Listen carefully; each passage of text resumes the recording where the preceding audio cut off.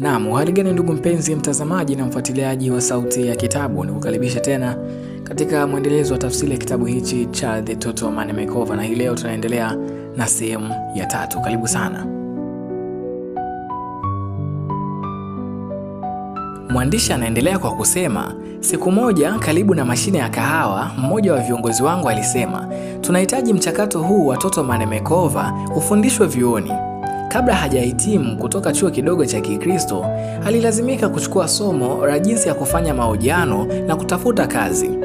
Alisema somo hilo halikuwa gumu kielimu, lakini athari zake za vitendo zilifanya liwe moja ya masomo yenye thamani zaidi aliyowahi kusoma. Tunaenda shule kujifunza jinsi ya kupata kipato. Tunakipata hicho kipato, lakini hatujui tufanye nini na pesa tunazozipata. Mwandishi anaendelea kusisitiza, ujinga si ukosefu wa akili, ila ni ukosefu wa maarifa. Je, tunaharibu fedha zetu kwa sababu hatuna akili? Hapana. Kama utamweka mtu ambaye hajawahi kuendesha gari, hajawahi kuona gari, na hawezi hata kuandika neno gari kwenye kiti cha dereva cha gari jipya kabisa, ajali itatokea kabla hata hajafika barabarani. Kuongeza kasi au kujaribu zaidi kutasababisha ajali nyingine. Na kujaribu kwa bidii zaidi si jibu, kwa sababu ajali inayofuata haitagharimu gari tu, bali itaumiza hata watu wengine. Mwandishi anakuwa mkali kidogo. Mambo ya kipuuzi yataendelea kufanyika katika familia hadi yule mwenye hekima ajifunze kusimama dhidi ya yule mwenye nguvu na sauti kubwa. Kama umeharibu pesa zako au haujazitumia vizuri, mara nyingi sababu ni moja tu: haukufundishwa. Ujinga haimaanishi ujinga wa akili, inamaanisha unahitaji kujifunza. Mimi ni mtu mwenye akili ya kutosha, nimeandika vitabu vingi vilivyouzwa sana, ninazungumza na mamilioni kupitia redio na TV, na ninaendesha kampuni ya mamilioni ya dola. Lakini ukiniomba nifanye kazi kwenye gari lako, nitaharibu kwa sababu sijui. Mimi ni mjinga kwenye eneo hilo. Kuushinda ujinga ni kitu rahisi. Kwanza, bila aibu, kubali kwamba wewe si mtaalamu wa fedha kwa sababu hukuwahi kufundishwa. Pili, maliza kusoma kitabu hiki. Na tatu, anza safari ya maisha yote ya kujifunza kuhusu pesa.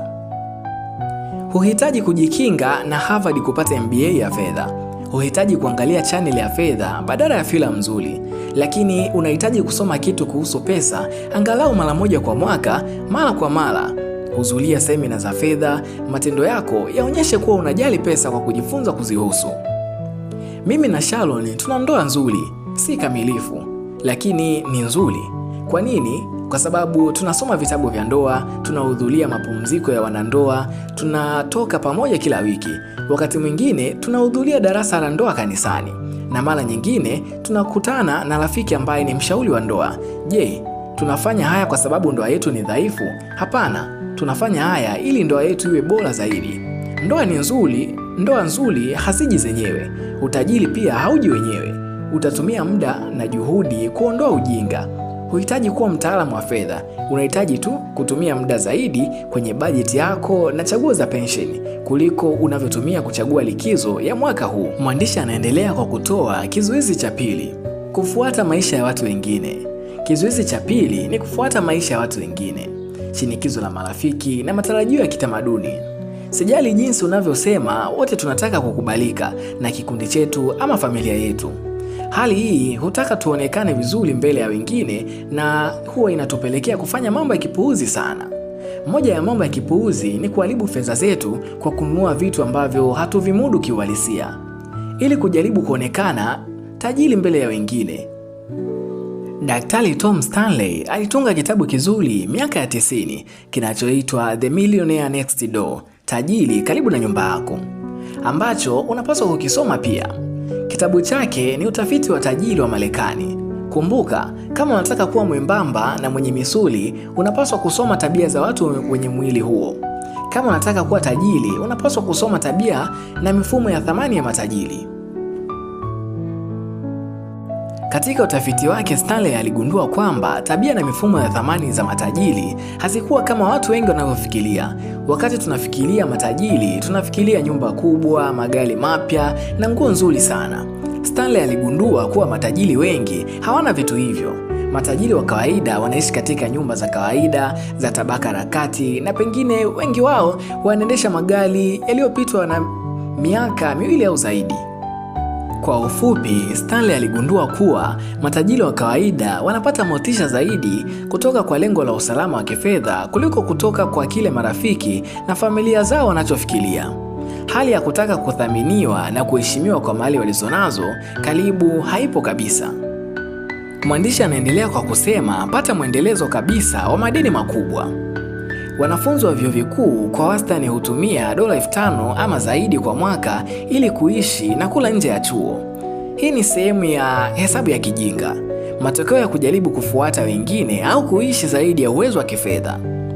Tabia ya kutaka kuonekana tajiri au kuishi kama wengine inapelekea madeni makubwa na matatizo ya kifedha ya kudumu.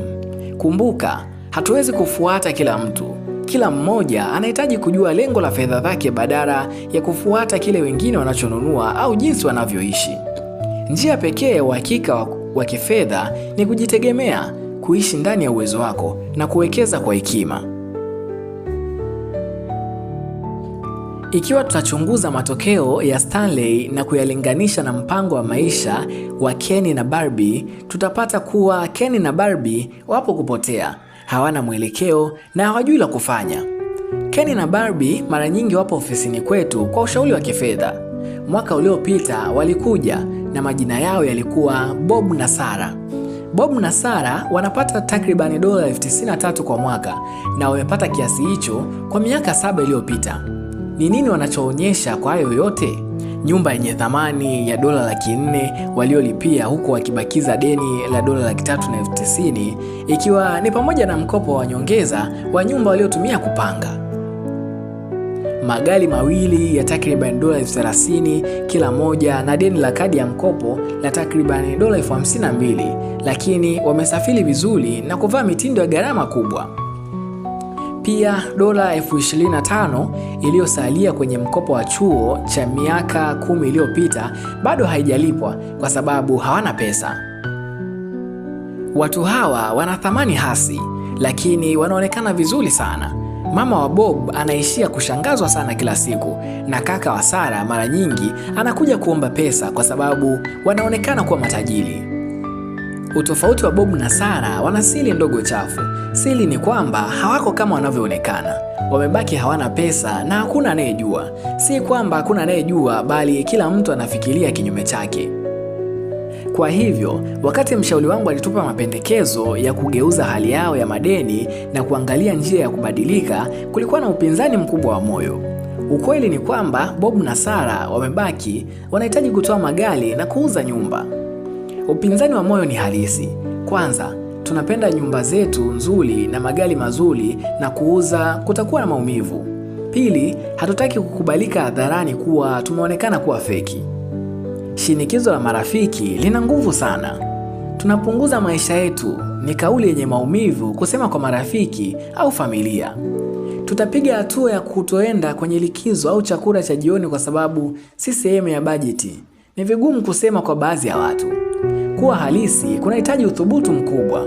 Tunapenda kupendwa, tunapenda kuheshimiwa, na kusema kinyume na hayo ni aina nyingine ya kukanusha. Kutaka heshima ya wengine ni kawaida. Tatizo ni kwamba heshima hiyo inaweza kuwa dawa yenye uraibu. Wengi wenu mmekuwa wana uraibu kwa dawa hiyo, na uharibifu wa mali na ustawi wa kifedha unaosababishwa na uraibu huu ni mkubwa sana. Mwandishi anatoa ushauri kwamba hatupaswi kuishi kulingana na maisha ya wengine, ila tunapaswa kuishi kutokana na maisha tunayoyamudu kwenye maisha yetu. Mwandishi anaendelea kwa kusema, katika kitabu changu cha kwanza cha Financial Peace kuna sura itwayo Baby Steps. Wazo kuu likiwa kwamba tunaweza kufanya jambo lolote kifedha tukifanya hatua moja ndogo kwa wakati. Neno Baby Steps linatoka katika filamu ya vichekesho What About Bob yenye mhusika Bill Murray. Bill anacheza kama mtu mwenye akili za ajabu anayemfanya mwanasaikolojia wake kuwa na wazimu. Mtaalamu wa akili ameandika kitabu kinachoitwa Baby Steps.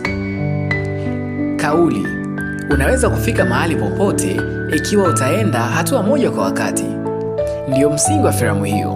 Tutatumia baby steps kupitia Totomane Makeover yetu.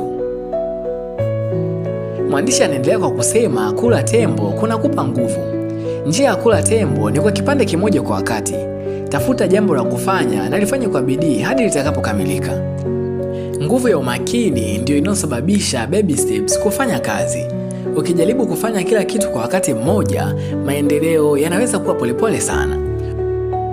Mwandishi anaendelea kwa kusema sura hii inahusu hatua ya kwanza baby step. Lakini kabla ya kujadili, tunahitaji kuangalia zana za msingi zinazohitajika kushinda na baadhi ya mambo ya kuendelea kufanya. Neno la kutisha B linakuja hapa. Lazima upange budget ya maandishi kila mwezi. Hii ni kitabu kuhusu mchakato utakao kuruhusu kushinda kwa fedha zako. Mchakato ambao wengine wameukamilisha kwa mafanikio, na nakuhakikishia kuwa karibu hakuna kati ya maelfu ya washindi niliowaona waliweza kufanya hivyo bila bajeti ya maandishi. Mwandishi anatoa ushuhuda hapa. Hakuna wakati ulionekana kuwa na bucks za kutosha kufunika gharama zote za familia. Nilikuwa na hofu kila mwezi kwa sababu tulikuwa karibu kukosa kulipa bili zetu, kufadhili shughuli za watoto, kulipia matengenezo ya gari na kadhalika. Joni alikuwa na hasira kwa sababu cheki yake ilikuwa imekwisha kabla hajaingia. Kulikuwa na kidogo kugawana na tulikuwa na hofu kubwa katika maoni kuhusu kulipa kwanza. Shukrani kwa rafiki, nilisoma The Total Money Makeover na kugundua kuwa maisha ya kifedha yenye amani kwa familia yetu yalikuwa karibu ikiwa tungeweza kushirikisha kila mtu. Hakika baada ya John kusoma kitabu cha Dave, alifikia hitimisho lile lile nililofikia. Tulifurahi kuwa na mtazamo mmoja kifedha na kuanza kutumia fedha zetu kwa busara. Tulianzisha budget na kuondoa kadi zetu za mkopo. Tulijua tulihitaji kushirikiana kufanikisha lengo letu. Kwa hivyo, tumetumia muda mwingi kuwasiliana kuhusu jinsi ya matumizi yetu yanaweza kuongeza maisha ya familia yetu. Wapenzi wengi hukosa kushirikiana kwenye bajeti zao, na mmoja daima anashinikiza na kutesa mwingine. Ni muhimu sana kushirikiana tangu mwanzo. Inaweza kuonekana ya kuchosha, lakini tumetumia mikutano yetu ya bajeti, kalenda kuwa ya kufurahisha na kupanga mustakabali. Ni vizuri sana kutokuwa na wasiwasi kuhusu fedha. Tumekuwa na uwezo wa kufanya zaidi na watoto wetu 4 na kufurahia kweli nyakati hizo maalum nao. Pia tunapanga kuongeza sakafu ya pili kwenye nyumba yetu. Kabla ya kuanza mpango wa Dave, nilikuwa na shida ya kuota ndoto na Joni kuhusu hilo kwa sababu nilizani halitotokea kamwe. Sasa ninaona sakafu ya pili katika siku za karibuni. Kufanya mpango na kufuata kumeleta tofauti kubwa kwa familia nzima. Siwezi kufikiria kuishi bila bajeti tena. Faida za kifedha ni nzuri, lakini amani ya akili tuliopewa Joni na mimi ni kubwa zaidi. Bajeti ni nini? Bajeti ni mpango unaoonyesha unapata pesa kiasi gani, unazitumia wapi, na unataka zifanye nini kwa ajili ya maisha yako ya sasa na ya baadaye pia. Kwa ufupi, bajeti inaziambia pesa zako zifanye kazi kwa niaba yako badala ya wewe kuzifukuza mwisho wa mwezi. Kwa nini watu wengi hushindwa kupanga bajeti? Wengi hufikiri hulipwa kidogo, kwa hiyo hawezi kupanga bajeti, ama bajeti ni kwa ajili ya matajiri tu, na pia nikianza bajeti nitajinyima. Ukweli ni huu, bajeti si kujinyima, ni kujipa mwelekeo. Hatua rahisi za kupanga bajeti bora. Hatua ya kwanza, jua kiasi cha mapato yako. Hii ni pesa yote unayoipata kila mwezi. Inaweza kuwa mshahara ama kutoka katika biashara zako ndogo ndogo. Hatua ya pili, andika matumizi yako yote. Na katika hatua hii, gawa matumizi yako katika makundi mawili. Kundi A, mahitaji muhimu: kodi, chakula, nauli, umeme ama maji na ada za shule.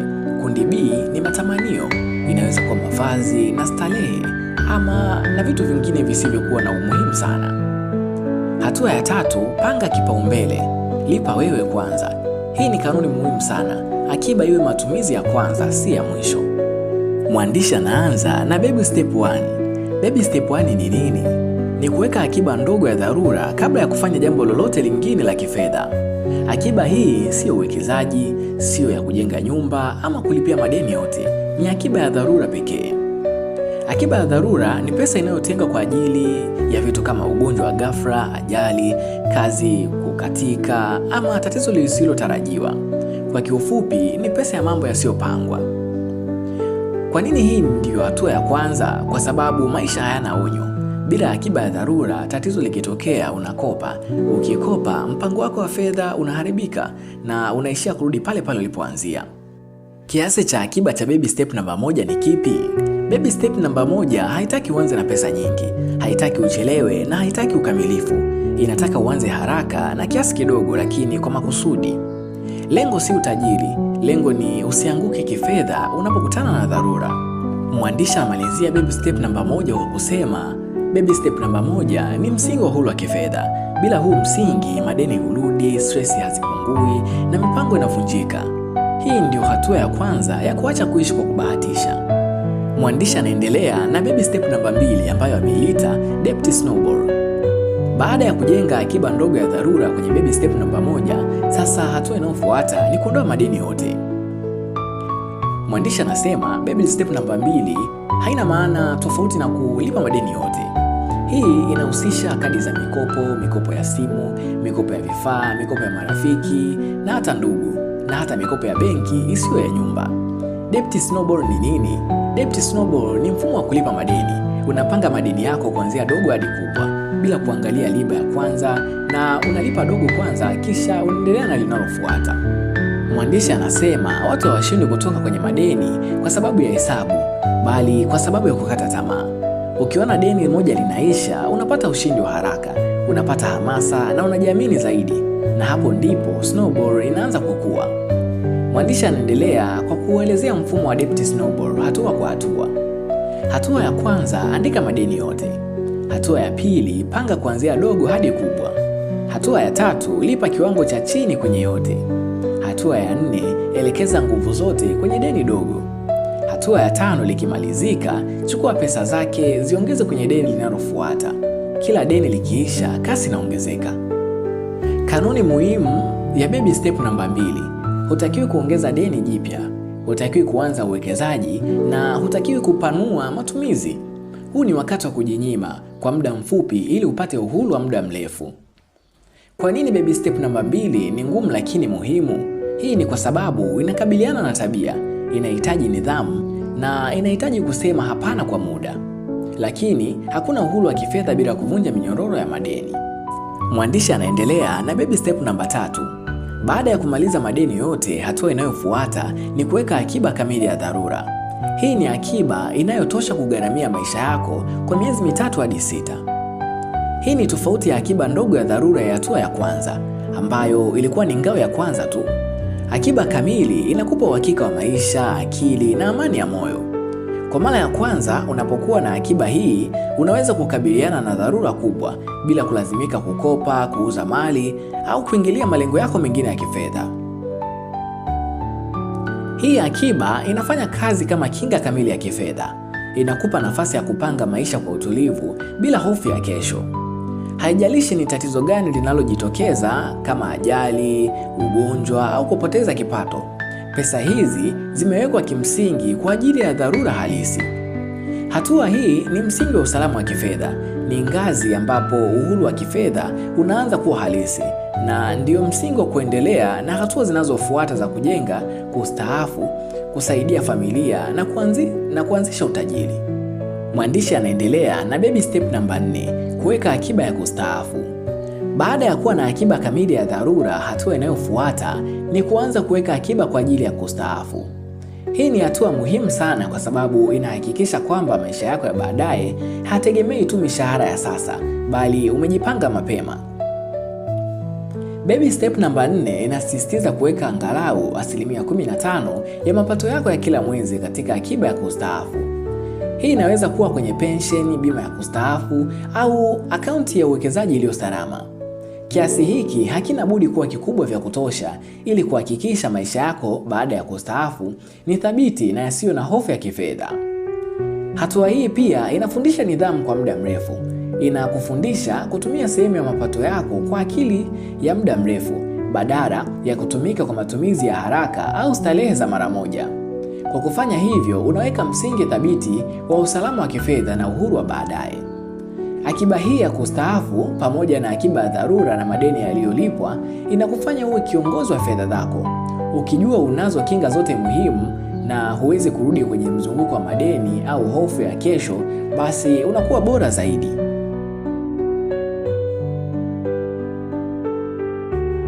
Mwandishi anaendelea na baby step namba 5. Akiba ya elimu ya watoto. Baada ya kuweka akiba ya kustaafu, hatua inayofuata ni kuanza kuweka akiba kwa ajili ya elimu ya watoto. Hii ni hatua inayowezesha familia kujipanga kifedha mapema, kuhakikisha kwamba watoto wanapata elimu bora bila kushika mzigo wa madeni makubwa ya shule ama chuo. Baby step namba 5 inahimiza kuweka akiba kwa njia ya mpangilio thabiti. Iwe ni kwa benki, mfumo wa elimu, ama akaunti za uwekezaji salama zinazolipisha riba nzuri. Lengo ni kuhakikisha kwamba kila mtoto anapata nafasi ya kupata elimu bora bila kuathiri bajeti ya familia au malengo ya kifedha ya wazazi. Hatua hii pia inafundisha muda wa mbele na nidhamu ya kifedha. Kwa kupanga akiba ya elimu mapema, familia huzuia mkopo mkubwa wa elimu na hutoa uhuru wa kifedha katika siku zijazo. Kwa kufanya baby step namba 5, unaunganisha akiba za dharura, kustaafu na elimu ya watoto kuwa mfumo thabiti wa kifedha ambao unakuwezesha kuishi maisha yenye amani na uhakika wa kifedha.